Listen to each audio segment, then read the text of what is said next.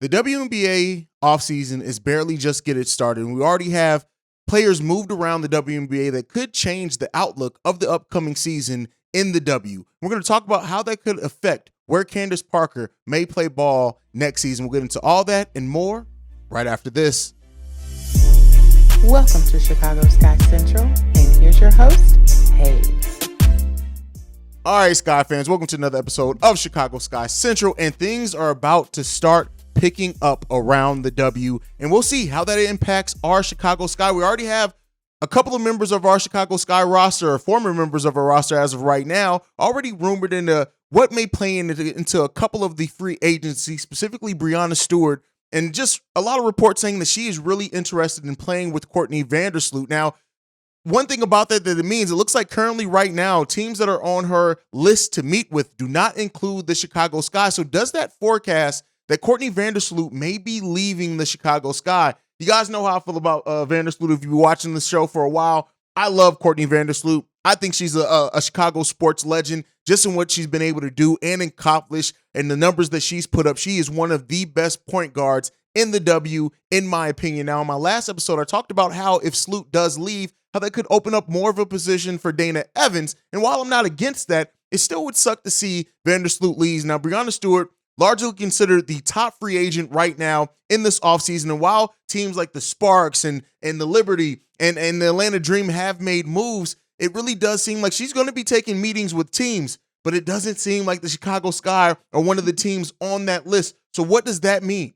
What does that mean for her? What does that mean for Courtney Vandersloot, since it's been talked about that she could be one of the people that Breanna Stewart is interested in playing? And now, initially when that rumor came out, my hope was that it meant that maybe it could open up the door for Breanna Stewart to have some talks with the Chicago Sky. Does not seem like that's the way that it's going to go. Seems like she has a specific list of teams on her radar, and the Chicago Sky are not it. Now, once Breanna Stewart does sign with the team, that may be the first big domino in the WNBA to kind of fall around and figure out where it goes. Is it going to be the New York Liberty that she goes to? Could Sluty be on the way to the New York Liberty as well? The Minnesota Lynx seem to be on her radar as well. The Washington Mystics. Those are the teams that are rumored right now to be part of where she may end up playing basketball next season. And so the Seattle Storm are also on there. I don't know if I mentioned them. So a return to there is not all but guaranteed. So we'll see. It would suck to lose Sluty, but I can understand Sloot, especially after you win that title. You get the taste for that.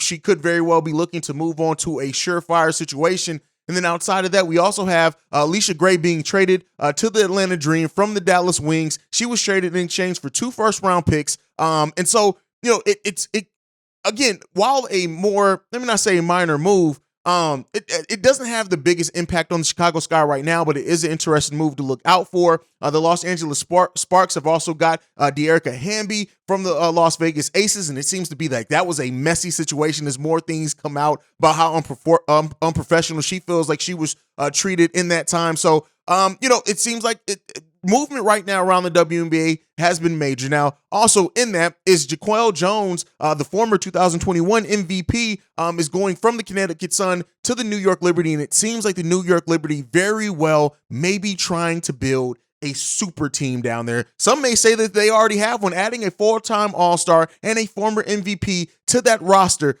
It could be huge. They in place of her, they send out Rebecca Allen, and Natasha Howard will be sent from the New York Liberty to the Connecticut Sun and the Dallas Wings, respectively. So it's right now the move. I did not expect the WNBA to have this type of movement this early on, but it leaves a lot to talk about. But how does that impact the Chicago Sky?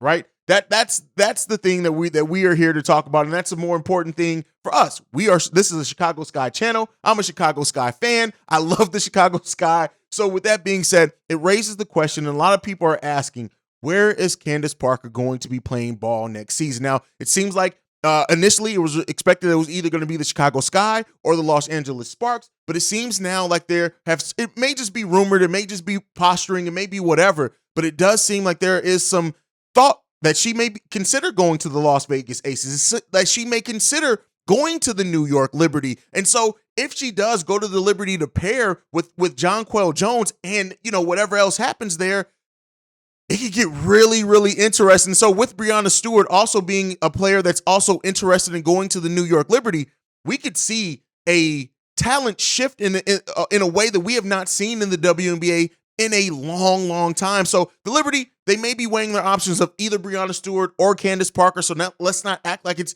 a chance that they all go there, but you just never know in sports. So the question that remains is what can the Chicago Sky do, if anything, that's in their power to try to keep Candace Parker in Skytown? And really, it just remains to be seen. Like, Candace Parker has to make her decision. And then I think the other dominoes may fall if that decision is made. If Candace Parker tells the Chicago Sky that she wants to return, you can then expect, in my opinion, Sloot, Miesemann, and Azurá Stevens to all come back and return, because they were all key players in that. Now, that could, again, push Dana Evans back in the rotation again. I think either way, the Sky need to work her in. But one of the biggest questions as it pertains to the Chicago Sky is the decision by Candace Parker and what ends up happening there. And honestly, right now, it doesn't seem like it. And the Chicago Sky are not in any rumors for any other of these free agents or anything. I know I did some speculation here on this channel before, but it doesn't seem to be a lot going on there, at least not on that front. But again, that doesn't mean anything. James Wade could be moving in silence to try to add some talent to this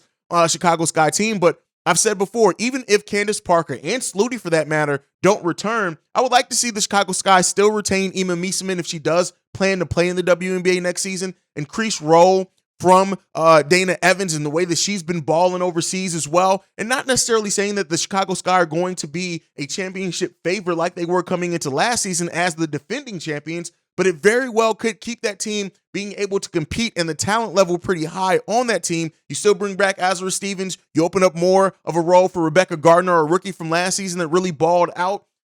It's a lot up in air in the WNBA. This may be one of the more fun off seasons in the WNBA that I can remember, because while we have movement and things like that, the last couple seasons we haven't had as much movement. So really get to see what the Chicago Sky do. But the fact that they're quiet, I'm not going to lie, it bothers me a little bit, because if this team wants to stay competitive, this is a team and a franchise and a fan base that really attached itself to this team. We always loved the Sky, but especially after that championship run, Candace Parker came back. It really did reinvigorate a lot of interest in the Chicago Sky, not only on a national level, but also just as a casual WNBA fan level. So we'll see what that ends up meaning, but I don't want to overshadow the fact that as teams around the WNBA are improving, if the Chicago Sky still want to be in conversations as one of the tougher teams, they're going to have to do something. Bringing everyone back is cool, but it doesn't hit the same if you're not bringing back Candace Parker with that. If Parker and Sluty leave, you bring back everybody else, you still have some considerable holes you need to fill on this roster